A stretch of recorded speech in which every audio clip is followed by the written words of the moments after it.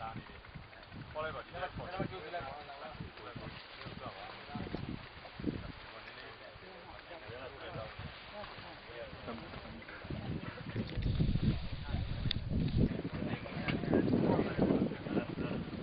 看得到没？要。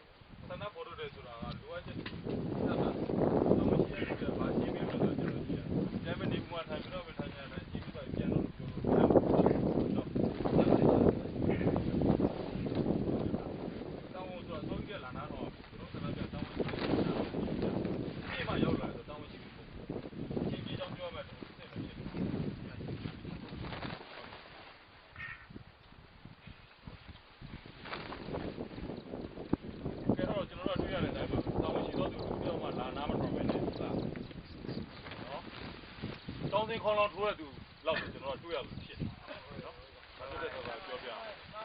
ဟုတ်ပါတယ်အဲ့တော့ကျွန်တော်တို့တွေကတာဝန်ရှိသောသူတို့အခံထားတဲ့သူ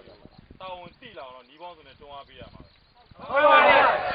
ထောက်ခံပါလေရှိသောတာဝန်ရှိသူတွေအောက်မှာနေသေးကျွန်တော်နင်းပြဘောကမလွတ်ဘူးဆိုတာလက်ခံလားလက်ခံပါဘူးဟုတ်ပါဘူးအဲ့တော့တာဝန်ရှိသောသူတွေတာဝန်သိလာအောင်တော့ကျွန်တော်က